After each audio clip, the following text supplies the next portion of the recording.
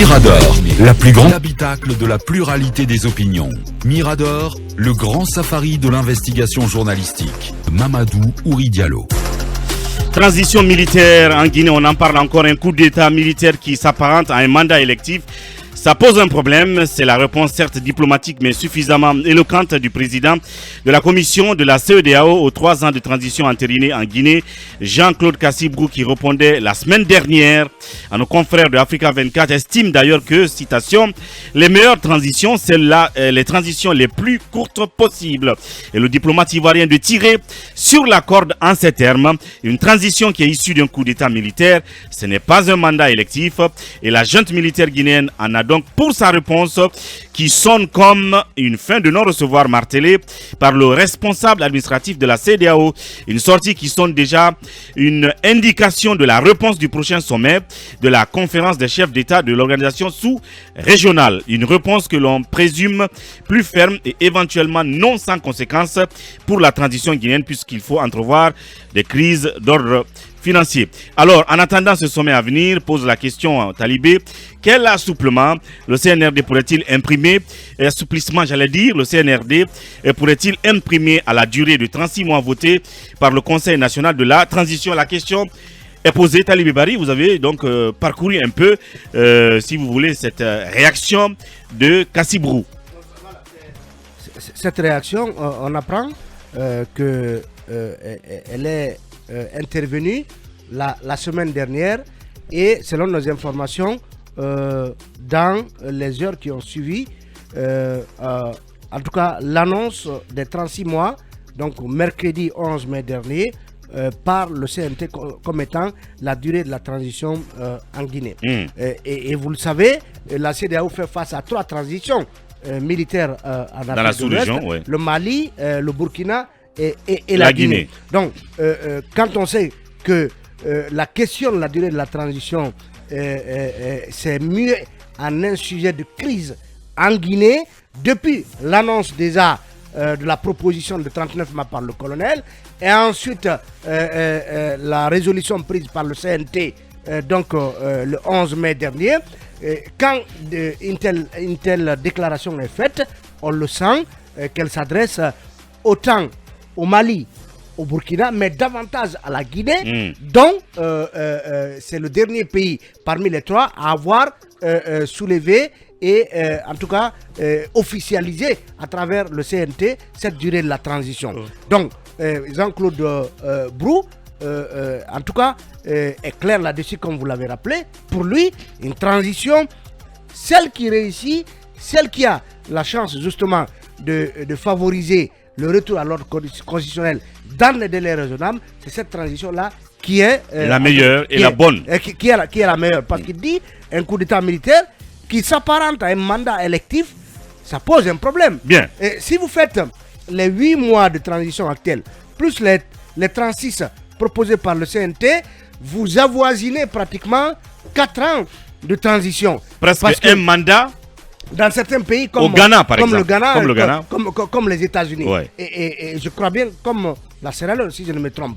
Donc ça veut dire que justement cette idée de 3 ans de transition, encore que là où le bas blesse, c'est que à en croire le porte-parole du gouvernement, on commencera à compter à partir du déclenchement du chronogramme de la transition. Ouais. Donc du déclenchement du chronogramme de la transition, jusqu'à date on ne nous a pas dit. Donc est-ce que les activités ont commencé? Clairement, manifestement, ça commence à partir de quand. C'est pourquoi certains espèrent au moins pour en tout cas il y aura une sorte de sagesse de la part du CNRD qui ferait que l'on s'efforce de faire en sorte que on commence à compter au moins à partir de la prestation de serment du colonel Mamadi Doumbouya le 1er octobre dernier. Ça veut dire qu'à travers cette sortie, que la CEDEAO, autant elle a dit net au Mali,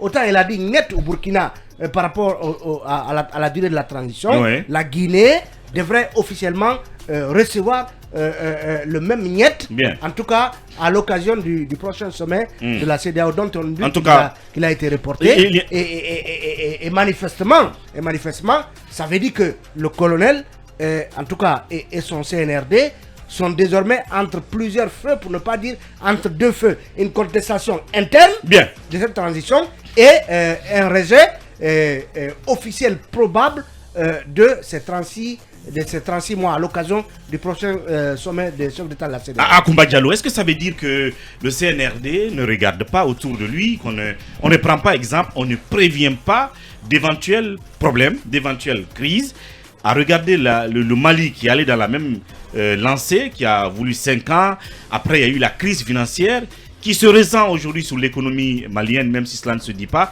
et qui aujourd'hui, comme on nous l'a dit, et un des ministres maliens l'a même avoué ici, sont en train de renégocier pour 2 ans de transition, et eux, à leur tour, s'entêtent pour 3 ans, et on a l'impression qu'elle arrive aussi, cette sanction-là, pour la Guinée. Si cette position de la commission de la CEDEAO était confirmée, c'est que on va certainement entrer en négociation désormais avec cette organisation internationale, parce que le fait pour elle de dire qu'elle n'accepte pas les 3 ans veut dire déjà qu'elle est disponible, elle est disposée à négocier, à discuter avec la junte. Cependant, je crains que la Guinée ne subisse des sanctions qui devraient même être destinées au Mali, parce que la Guinée est pratiquement le seul pays membre de la CEDEAO à tenir tête aux décisions de la CEDEAO en déclarant publiquement qu'elle ne se sentait pas concernée par les décisions de la CEDEAO qui sanctionnaient le Mali, et elle a décidé d'intensifier en tout cas les capacités de son port autonome, il s'agit du port autonome de Conakry, pour pouvoir subvenir aux besoins maliens en matière de transit de produits et de marchandises. Rappelez-vous que le Mali utilisait plusieurs ports quand même, dont celui de la Côte d'Ivoire, du Sénégal, et j'ai appris même du Togo. Je pense que Conakry a pris un très grand risque en tenant tête à la CEDEAO. Ça, c'est la première des choses. La deuxième des choses, c'est que l'organisation sous-régionale, la CEDEAO, comme vous le savez, prononce des sanctions qui sont toujours endossées soit par l'organisation de l'unité africaine, l'Union africaine. Ces décisions sont encore endossables par l'Organisation des Nations Unies. Elles sont applicables par l'Union européenne, voire même les États-Unis d'Amérique, parce que, comme vous le rappelez, comme vous devez le savoir, les États-Unis disposent de la loi Magnitsky en honneur à cet avocat russe qui n'a pas survécu aux tortures dans les prisons. Également, l'Union européenne dispose une autre loi qui porte le même nom, la loi Magnitsky, qui se propose de sanctionner désormais des individus au lieu de sanctionner des États. Et c'est pour cela d'ailleurs que des analystes pensent que le CNRD refuse de sortir la liste de ses membres. Mais vous savez que les organisations internationales ont une capacité d'identification et de mapping des membres d'une organisation de ce type, parce que généralement ils utilisent des matrices qui sont très fiables en la matière. Ils savent aujourd'hui qui il faut sanctionner et qui il ne faut pas sanctionner. Alors, 3 ans de transition en Guinée, vraisemblablement, ça peut s'apparenter à 5 ans. Vous allez vous dire pourquoi. 3 ans, on n'a pas indiqué la borne inférieure, c'est-à-dire la borne de départ de cette durée-là. On sait déjà, de septembre à maintenant, on a consommé plusieurs mois, et cela peut être encore question d'interprétation. Chacun va tirer la couverture de son côté, comme ça commence d'ailleurs. D'aucuns disent que 3 ans, c'est à partir du début de la mise en œuvre de la transition. D'autres pensent que c'est le 5 septembre. D'autres, comme moi, pensent que c'est à partir du 5 septembre 2021 que la transition devrait commencer. Donc, on prend un très grand risque, et ça pourrait se retourner contre nous, parce que la Guinée est très fragile, économiquement fragile, géographiquement fragile, et n'oubliez pas la question de la drogue. Bien, Kabine Fofana, en 1 minute là-dessus. Historiquement, les pays, quand ils sont en crise, et notamment avec la communauté internationale, résistent par le fait d'une sorte de légitimité qu'ils ont à l'intérieur. Lorsque vous êtes supporté à l'intérieur, on peut arriver parfois à se passer des sanctions à l'extérieur. Mais ce qui se passe là, c'est que vous avez à la fois une crise interne assez exacerbée. Je ne pense pas que le CNRD gagnerait en termes de stratégie, en ayant à la fois les États-Unis qui ont dit bien avant d'ailleurs la CEDEAO qu'il fallait aller vite, ou la communauté internationale de façon générale qui qui pensent qu'il faut aller aussi rapidement. Donc la CEDEAO qui met la pression, et vous avez à l'intérieur de la Guinée donc des acteurs sociopolitiques les plus importants qui remettent en cause et donc les 3 ans, c'est très difficile. Et je pense, moi je prévois qu'il y aura une possibilité de négocier, même si il faut considérer que le fait que... Mais comment est-ce qu'on va négocier si on voit les responsables de la transition tenir des discours va-t-en-guerre, on n'a pas besoin de la CEDEAO, on ne va pas vers eux, on ne fait pas la courbette, non, tout le monde est d'accord avec le chronogramme, à écouter le ministre des Affaires étrangères, à écouter le porte-parole du gouvernement, on ne propose rien à la CEDEAO, on fait tout pour les Guinéens, on propose aux Guinéens des discours comme ça, je pense que ça n'apaise pas.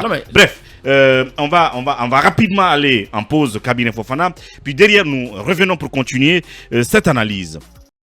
En Guinée, proposition de 39 mois pour la durée par le CNRD, adoption de 36 mois par le CNT, réaction de la CEDEAO via justement Monsieur Kassibrou. Donc on est là-dessus, cabinet Fofana, pour terminer sur cette sortie donc, du monsieur de la CEDEAO. Qu'est-ce qu'il faut lire derrière? Bref, c'est que ça pourrait chauffer entre les deux l'entité CEDEAO et la Guinée. Absolument, ça présage de la position de la CEDEAO qui va naturellement rejeter les 36 mois du CNRD. Et là-dessus, je disais que lorsqu'on est acculé à l'international, on résiste souvent du fait de la légitimité dont on bénéficie à l'interne. Au Mali, par exemple, on se rend bien compte que les FAMA sont très soutenus par la population, même si cela se fait aussi à coup de manipulation.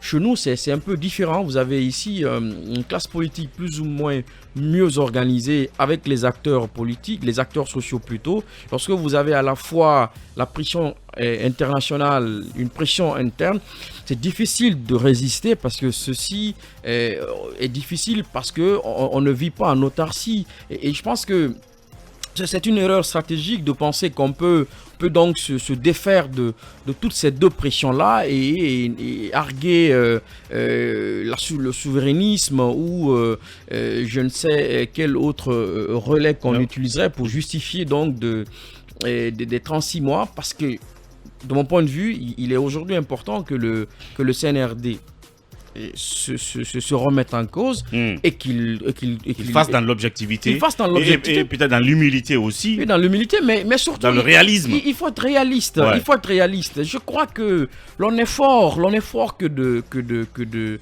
ces populations, on est fort que d'un contexte qui soit la légitimité apaisant. Et aujourd'hui, la pression internationale, elle ne va pas s'affaiblir. C'est pourquoi je crois qu'il ne faut pas se fermer dans une bulle de non-retour pour dire nous avons opté pour 36 mois, il faut ça. Parce que la réalité, c'est que l'histoire prouve que chaque fois que l'on a brandi ces biceps, parce qu'en réalité, derrière, on a peur. Oui, Mohamed Kaba, là-dessus, ça veut dire que ce chronogramme sera difficilement acceptable du moment où il s'apparente pratiquement à un mandat. Oui, mais si on ajoute les 8 mois déjà consommés. Oui, c'est un chronogramme de la discorde, parce que c'est un chronogramme aussi, il faut le dire, qui n'est pas du tout inclusif. Moi, je pense que la meilleure chose que doit faire aujourd'hui le CNRD, c'est de rapprocher les acteurs politiques ensemble, qu'ils harmonisent les points de vue et proposer un autre chronogramme au-delà des 36 mois. Parce que en 16 mois, je crois que tout le travail peut être fait. Mais 36 mois, forcément, ça ressemble à un mandat. Et Kassibrou, le président de la commission, a dit clairement que le rôle d'une transition, c'est de venir gérer les affaires courantes et non apporter de grandes réformes. Et apparemment, le CNRD veut apporter de grandes réformes. Et ce qui pousse certains observateurs à dire qu'ils veulent s'éterniser au pouvoir. Ils veulent tout porte à croire qu'ils ne sont pas prêts. Ils veulent amorcer les grandes réformes et les terminer en même temps. Et les terminer. Alors qu'on peut avoir le mérite de les avoir commencés et laisser les futurs dirigeants les continuer. Oui, c'est l'erreur qu'a commise Alpha Condé aussi à l'époque. On a dit non, vous avez entamé des chantiers, il faut les achever. Il faut les achever. Donc l'idée du troisième mandat a commencé à germer dans sa tête. Et voilà, la suite on la connaît. D'où le slogan Waluara il y a eu beaucoup de slogans. Tout. Ils ont bravé l'interdit et la suite nous la connaissons tous. Aujourd'hui, nous ne souhaitons pas que le CNRD sorte par la petite porte, que le CNRD soit à l'écoute. lancer des méga projets, des grands chantiers, et qu'on parle de des grandes après réformes, et laisser les autres continuer. Oui. Là, on peut toujours parler de oui, Mamadi a lancé ci, Mamadi a lancé telle réforme, mais pas forcément les clôturer je veux dire, en votre temps. Oui, puisque bien. c'est pas un mandat. C'est ce qu'a dit Dr Makali ici à l'antenne. Le peuple qui l'a acclamé le 5 septembre, aujourd'hui, ce peuple est en train de douter. Ouais. Ce peuple se pose Et aujourd'hui de se des questions, demander. de se demander. Donc aujourd'hui, on se demande tous quelle est la direction de cette boussole aujourd'hui tenue par la justice. Quelle est la direction de cette boussole tenue par le CNRD. Bien. Parce que tout porte à croire, selon certains observateurs, que le CNRD veut encore rester pour les 36 mois. Et surtout, il faudra les prodiguer, Les des 30 conseils. mois, désolé. Les 30 36 mois, oui, 36 mois. Il 36 faudra les prodiguer des conseils. Qu'on ne veut plus de bain de sang en République de Guinée. Bien. Parce que si le jour où il y aura une manifestation et qu'elle soit réprimée, on ne le souhaite pas. Il faudrait que le CNRD respecte ce droit de manifester de tous les acteurs et de toutes les entités. Bien. Parce qu'une transition, elle n'est pas vraiment en honnêteté. Le CNRD a posé quelques bases. Après les 16 mois ou 12 mois, ils peuvent s'en aller tranquillement. Moni Doumbé sera dans l'histoire. Mais faut le forcing 36 mois, je crois que ça va créer des problèmes au pays. Bien, cabinet, un bout de... Non, mais je crois qu'hier, Talibé parlait, ou aujourd'hui plutôt, il parlait du général Béanzin, qui dans un débat a dit au colonel Amara que le militaire surgit, il agit et il part. Il disparaît. Je pense qu'il faut que cela soit matérialisé dans la démarche du CNRD. Il entreprend de grandes réformes. Et ceux-ci doivent être continuer dans une sorte de durabilité. Mais ne pas vouloir forcément clôturer ces grandes réformes. Oui, absolument. Le mérite, c'est de les initier. Et en plus, je pense que ça donnerait plus de sens à la prise du pouvoir parce que le colonel a remis en cause la démarche. Le président qui viendra sera obligé de suivre ça. Ces réformes-là ou ces bonnes décisions que lui, il aura prises en amont. Vous savez, il y a une implicite dans la prise du pouvoir que peut-être qu'on n'a pas suffisamment mise en avant. Je pense que le colonel l'a dit 1 ou 2 fois dans des interviews. En réalité, la prise du pouvoir n'a de sens que quand elle s'inscrit dans la volonté, en fait, d'empêcher la perpétuation du pouvoir. Et je crois que là-dessus, ça ne sert à rien de briser cette volonté d'Alpha Condé de rester éternellement au pouvoir et de venir proposer un mandat carrément. Ça n'a pas de sens. Absolument. Je pense qu'il faut donner aujourd'hui du sens au push du 5 septembre. Lincoln. Encore que c'est un délai extensible, comme l'Union européenne l'a dit. Oui, Lincoln. La voix que le colonel a donnée à la Guinée, je ne pense pas que notre président puisse aller au sens contraire, puisque ce qu'il nous a montré en 8 mois, il y a assez de bonne volonté. Mais les meilleures transitions en Afrique sont passées en Sierra Leone avec Madabio en 1996, au Niger avec Salif Djibo, mais aussi au Mali avec ATT. Prenons le cas de la Sierra Leone. Madabio, après 22 ans, il est revenu au pouvoir. Au Mali, ATT Actuellement, est revenu, il est au pouvoir. Oui, il est au pouvoir en élu. Sierra Leone. Et il est en train certainement de continuer à bien travailler. Mais bien sûr. Parce que quand vous allez à Freetown maintenant là, pratiquement ça dépasse Conakry. Et la voie que Madabio Donc c'est pas interdit de partir et revenir. La voie que Madabio a montrée au Sierra Leone, aujourd'hui la voie continue parce que c'est lui qui a ouvert le chemin de la démocratie après que celle-ci ait été interrompue. Bien. Tigane Kaba, d'autres leaders sont venus et aujourd'hui il est devenu président aussi démocratique. Au Mali, ATT a fait pareil. ATT est retenu au Mali pour être président. Salih Djibo au Niger a engagé de grandes réformes, ce qui a fait aujourd'hui que au Niger, on ne peut plus quand même dépatouiller la constitution. Monsieur Omani Doumbouya est relativement jeune, il a 41 ans, 10 ans plus l'âge qu'il a aujourd'hui. Ça lui fera peut-être 53 ans, 54 ans. Ce qu'il a montré aux Guinéens, il peut aller se former. Nous savons qu'il peut faire un bon président. Mais il ne faut pas qu'il écoute ceux-là qui ont toujours conduit les autres présidents en erreur. Monsieur le colonel, vous avez des bonnes intentions. Bien. En 24 mois, on peut faire la transition. D'ailleurs, le problème de la Guinée, ce n'est pas la durée de la transition. Bien. Mais c'est la manière. Bien. Même en 5 ans, si les Guinéens se comprenaient, on peut le faire. Aujourd'hui, on l'a fait de l'arrogance. En mettant de côté certains Guinéens, la CEDEAO veut un chronogramme consensuel acceptable. Ce n'est pas le cas. La crise est annoncée, monsieur le président. Essayez de tirer votre épingle de jeu parce qu'un jour ou l'autre, c'est vous qui serez vu. Je pose une dernière question très rapidement avant qu'on ne prenne notre invité. Est-ce que ça veut dire que le CNRD doit s'attendre à un rapport de force sur double front local avec les menaces de manif, mais aussi hors de nos frontières avec la CEDEAO, Emmanuel? Non, mais moi je pense que la contestation, déjà il fallait s'y attendre. La contestation du chronogramme, le rejet du chronogramme par la CEDEAO, il fallait s'y attendre. Donc, il faut s'attendre à un rapport de force sur double front là. un rapport de force par tant que tel. Je pense que des échanges vont s'engager. Je pense que même ces 3 années, la CEDEAO peut-être, pour l'instant, c'est pas elle qui s'est officiellement prononcée, pas le sommet des chefs d'État, en tout cas, qui est souverain, qui entérine les décisions, il ne s'est pas encore prononcé. Ça, c'est une interview du président de la Commission, pour l'instant. Donc, il faut attendre que le sommet des chefs d'État se saisisse, parce qu'il a peut-être des détails concernant justement les activités qui sont prévues par le chronogramme. Oui, Akoumba là-dessus, très rapidement. En fait, le président de la commission, c'est vrai, comme l'a dit Emmanuel, n'est pas celui qui décide en dernier ressort, mais c'est lui qui prépare l'opinion des chefs d'État. Ensuite, rappelez-vous que le soutien, en tout cas affiché, de la junte guinéenne, qui est Alassane Ouattara, est suffisamment, me semble-t-il, agacé de la tournure, d'autant plus que, vous savez, son poulain a des difficultés, Sidi Touré a des difficultés avec la junte, on ne parle pas de Cellou Dalein. Aujourd'hui, faisons une petite cartographie des chefs d'État de la CEDEAO, des chefs d'État des pays membres de la CEDEAO, qui ne pourraient pas, en tout cas, s'opposer à une sanction au sens dur de la République de Guinée. On sait que Macky Sall respire Cellou Dalein. On sait qu'Ambalo respire Cellou Dalein, tout comme Boari du Nigeria respire Cellou Dalein. On sait également qu'Alassane Ouattara, il respire à la fois Cellou et Sidia. Et Sidia est un de ses anciens proches collaborateurs.